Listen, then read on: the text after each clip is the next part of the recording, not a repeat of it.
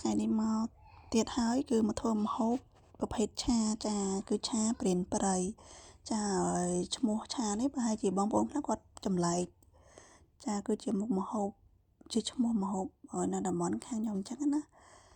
ចាហើយឆានេះគឺខ្ញុំប្រើសាច់មាន់ចាបងប្អូនប្រើសាច់ជ្រូកក៏បានសាច់គោក៏បានដែរចាហើយដំបូងហ្នឹងគឺយើងដាក់ប្រេងឆាមកយើងកំឡោយស្ករក្រហមឲ្យវាឡើងជើងក្រងមកយើងដាក់ខ្ទឹមច្រាំចូលហើយយើង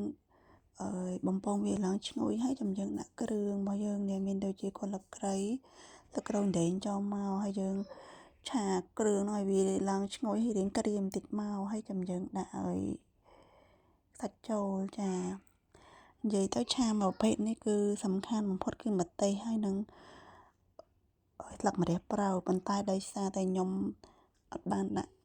ម្ទេសទេអ្នកផ្ទះខ្ញុំមានអ្នកខ្លះក៏អត់ចេះញ៉ាំម្ទេសហ៎ចាអញ្ចឹងទៅខ្ញុំក៏បានដាក់ទេដើម្បីឲ្យយើងបានញ៉ាំទាំងអស់គ្នាអញ្ចឹងណា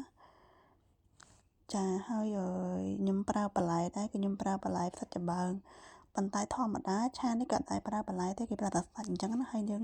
ដាក់ដល់គ្រឿងស្លឹកគ្រៃដែងហើយនឹង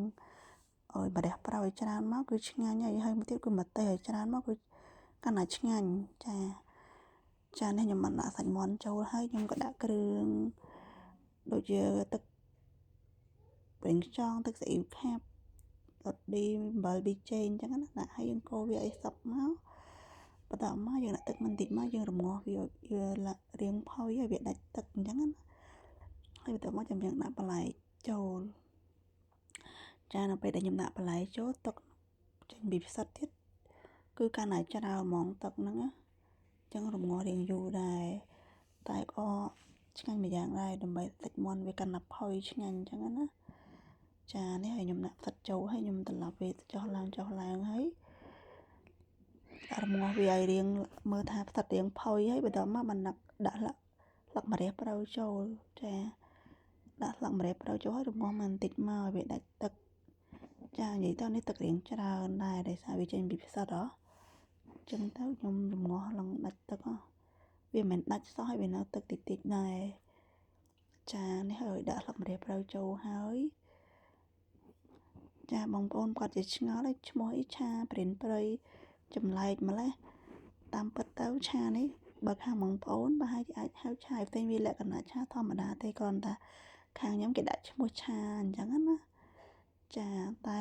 ឆាហ្នឹងគឺគេត្រូវការដាក់ម្ទេសឲ្យច្រើនតែខ្ញុំស្ដាយដែរបានដាក់ខ្ញុំចូលចិត្តម្ទេសហ៎តែមានអ្នកផ្ទះខ្លះអត់ចេះញ៉ាំចាអញ្ចឹងក៏អត់បានដាក់ទៅចាបងប្អូនឆាយើងមានតែប៉ុណ្្នឹងឯងអរគុណច្រើនបាយបាយ